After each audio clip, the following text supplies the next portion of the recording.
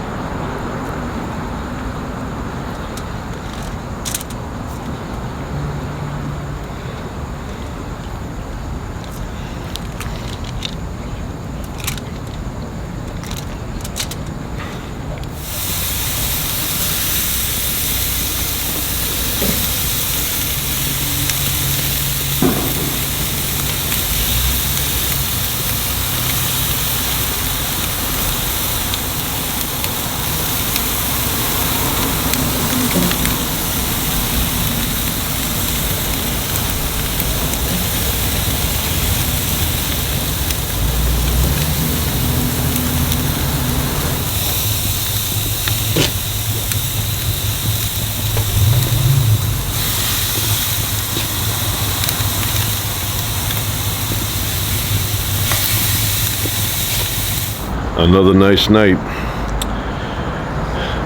Not too hot, not too cool, just right. Very nice. So, a few days ago they released that UFO report. UAP, whatever that is.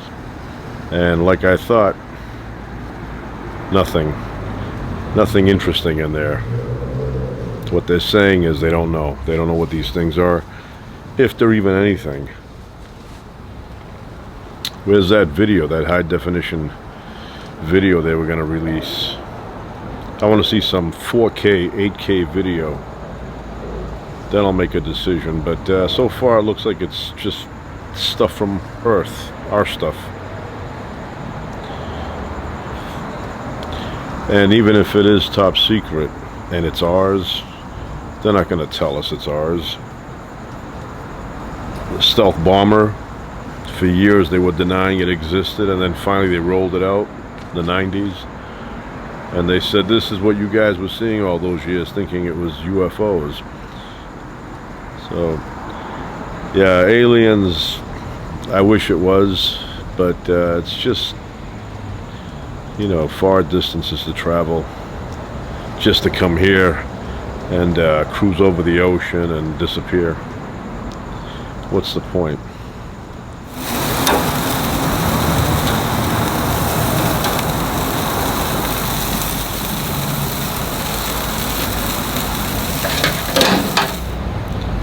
Yeah, I remember there was a show, The Lost Saucer, Saturday mornings.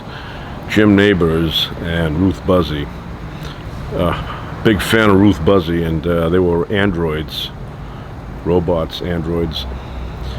And I guess they went to New York City, and there was a kid with his babysitter, and they ran out to see what this flying saucer thing was, and they were invited onto the flying saucer, and I don't know if they bumped the controls or something, and the flying saucer took off and they got lost. They couldn't find Earth. How far did you go in that 3 seconds? You couldn't turn around. Earth's pretty big. And they couldn't find Earth again. and they kept ending up in different places. It was a good show. I liked it back then. I wish something like that would come to my house. I would take off a little while and then I'd come back again, just like they did in Close Encounters of the Third Kind. But from their point of view, it was only a matter of what was it, months that they were gone. But for everyone else, it was decades. That's what happens when you travel fast, you know. Then there was another show that, this is named Bob Denver from Gilligan's Island.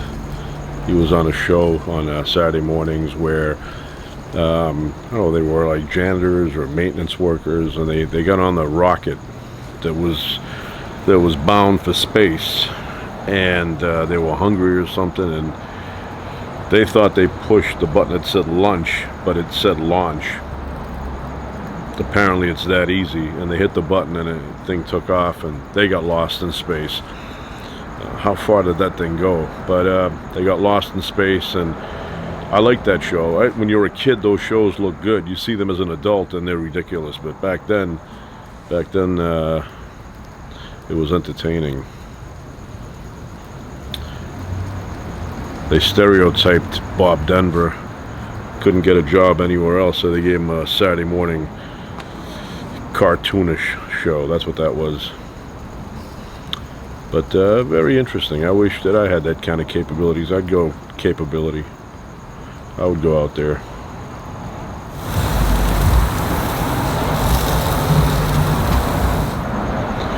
Then there was another show called Run Joe Run. That was an early show. You had to get up at like 7 to watch that on Saturday. And I'd get up and watch it. That was about a dog who was falsely accused of, I think it was murder. The dog was accused of murder. So everybody was looking for the dog. The military was looking for the dog, and the dog was innocent. That's the worst thing that can happen to anybody. Be accused of something that you did not do, and your accuser stands by the story, and there's nothing you can do. You just have to suffer. So the dog was accused of killing somebody, but the dog didn't do it, and the dog's name was Joe. Run Joe Run. I said if I ever get a German Shepherd, the dog was a German Shepherd, but if I ever got one, I said back then I would name it Joe. But I wouldn't name it Joe now. That's not a dog's name. You know, dog's name is like Biblik.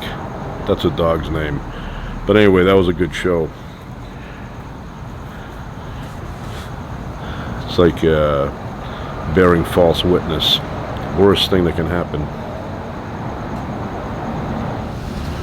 You know what show was good?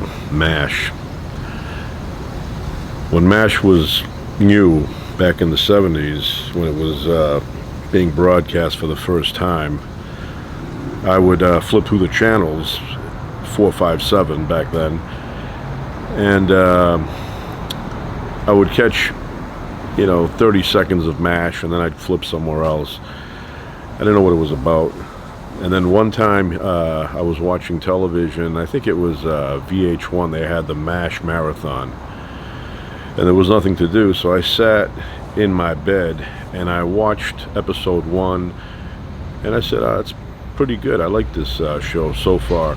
And I watched 2, 3, 4, and the more I watched, the more I liked. And I became a huge fan of MASH. Really good show. Just, the style of it.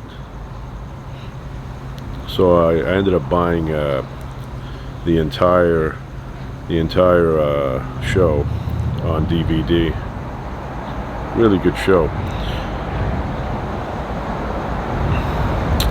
I actually went to the MASH site where they used to film outside.